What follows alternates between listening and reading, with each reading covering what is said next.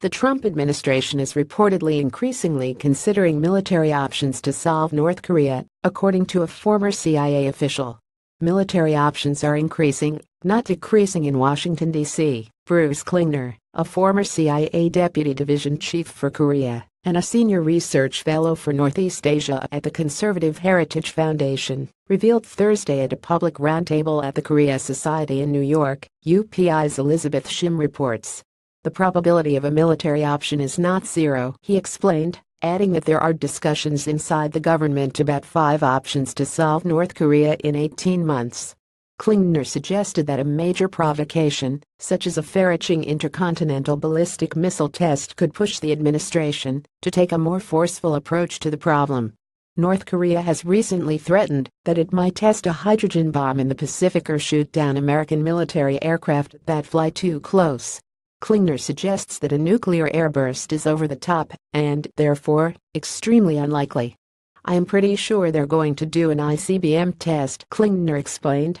North Korea has conducted 2 tests of its HWASONG-14 ICBM, which has the ability to strike parts, if not most, of the continental U.S. in theory.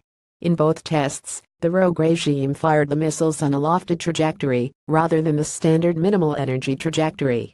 In recent months, North Korea has twice fired intermediate-range ballistic missiles over Japan into the Pacific, and there are concerns that North Korea intends to do the same with its ICBM, which is meant to carry the thermonuclear warhead the North tested early last month.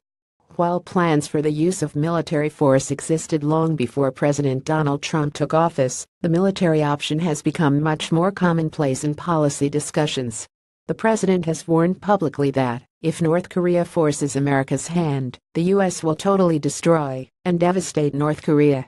White House National Security Advisor H.R. McMaster, along with Secretary of Defense James Mattis, has made it clear that there is a military option, although it is certainly not the preferred choice. U.S. Ambassador to the United Nations Nikki Haley has said that the UN has done just about all it can, and that she has no problem kicking North Korea to Mattis if that proves necessary. The U.S., hesitant to engage North Korea militarily, is presently pursuing a strategy of maximum pressure to rein in North Korea. The regime has not engaged in any provocative behavior since the staged thermonuclear bomb test in September, but officials in the U.S., South Korea, and Japan are expecting a provocation sometime in the next few days. It is extremely difficult to predict with any real accuracy North Korean actions, though.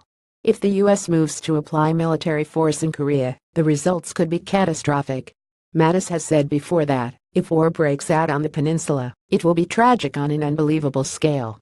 "When I was in government, when we ran war games, the estimates were hundreds of thousands of casualties, and that was before we thought North Korea had nuclear weapons." Bruce Klingner, the former chief of the Central Intelligence Agency's Korea branch, and now a senior research fellow for Northeast Asia at the Heritage Foundation's Asian Studies Center, previously told the Daily Caller News Foundation.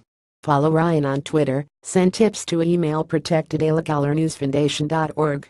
Content created by the Daily Caller News Foundation is available without charge to any eligible news publisher that can provide a large audience. For licensing opportunities of our original content, please contact Email Protected.